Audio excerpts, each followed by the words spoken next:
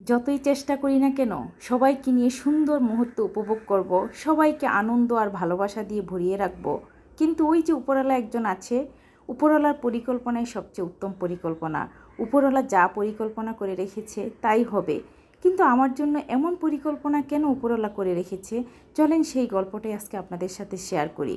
Hello viewers, আসসালামু আলাইকুম। আশা করি সবাই ভালো আছেন। আলহামদুলিল্লাহ, আমিও ভালো আছি। যে মানুষটা বারবার আপনাকে সবার সামনে ছোট করে, তাকে হারানোর ভয় নিজেকে গুটিয়ে নেবেন না। নিজেকে এতটাই বদলে ফেলুন যেন একদিন সে বুঝতে পারে আপনাকে হারিয়ে সে নিজেরই ক্ষতি করেছে। সব প্রতিশোধ কথা দিয়ে হয় না, কিছু প্রতিশোধ হয় নীরবে নিজের জীবন গুছিয়ে নেওয়ার মাধ্যমে। তাই নিজের সম্মান, মানসিক শান্তি আর সফলতাকে অগ্রাধিকার দিন। যে আপনাকে অবহেলা করেছে তার কাছে নিজের মূল্য প্রমাণ করতে গিয়ে অযথা সময় নষ্ট করবেন না। নিজের জীবনটাকে এমনভাবে গড়ুন যেন আপনার অনুপস্থিতিতেই একদিন তার সবচেয়ে বড় উত্তর হয়ে দাঁড়ায়। যাই হোক, অনেক কথাই তো বললাম, আসলে আমার অনুপস্থিতিতে কারো কিছু যায় আসে না, সেটা সবাই আমাকে প্রমাণ করে দিয়ে গিয়েছে। তবে এই যে মজার কিছু ডেজার্ট আইটেম তৈরি করছি, আসলে ভালোবাসা অনেক রকমের হয়। আল্লাহ তাআলা সবার ভালোবাসা সবার ভাগ্যে রাখে না। তবে আমি এটা বিশ্বাস করি, ভালোবাসা দিলে ভালোবাসা মিলে। ভালোবাসা দিলে আপনি ভালোবাসা অবশ্যই পাবেন। তার মধ্যেও কিছু মানুষ থাকে না, আসলে এরা এই পৃথিবীরও বাহিরে, তাদেরকে যতই ভালোবাসা, সম্মান, যত্ন, আদর করেন না কেন, তাদের রক্তের কিছু ধারা আছে, সেই রক্তের দ্বারা তারা বহন করেই যাবে। যাই হোক, এই ভালোবাসার জিনিসগুলো এনেছে আমার ছোটো বোন।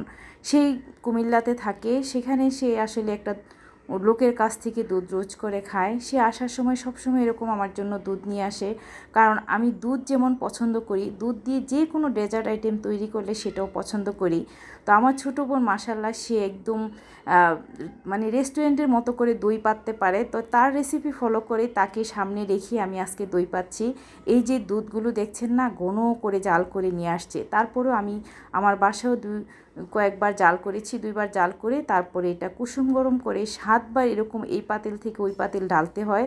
কারণ যারা দই পাতে তারা এরকম করেই পাতে। প্রথমে দইয়ের কিছু বাটি নিয়ে দুধের সাথে মিক্সড করেছি। যাই হোক, কথা বলতে বলতে দইয়ের পুরো রেসিপিটি আপনাদের সাথে শেয়ার করেছি।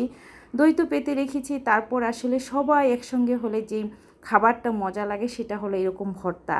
আমার ছোটো বোন লটকন নিয়ে আসছে, কাঁচা আম নিয়ে আসছে বাজার থেকে, তো সেটাই বসে বাচ্চাদের নিয়ে সবাইকে বসে একসঙ্গে এই মজার ভর্তাগুলো করে খাচ্ছি। তখন আসলে দুপুরবেলা, রোদের সময় দুপুরবেলা এরকম টকটক ভর্তা, এই লটকন মানে এগুলো খোসা ছাড়তে ছাড়তে আমরা অনেকগুলো খেয়ে ফেলেছি, সবাই বিচি সহ খেয়েছি, হাসাহাসি করছি, মজা করছি। এই সুন্দর মুহূর্তগুলো না আপনার জীবন থেকে হারিয়ে গেলে আর কখনো ফিরে পাবেন না। আমি সব সময় চাই সুন্দর মুহূর্তগুলো আমার জীবনে বারবার আসুক। সবাই আমার জন্য দোয়া করবেন। ভালো থাকবেন। আল্লাহ হাফেজ।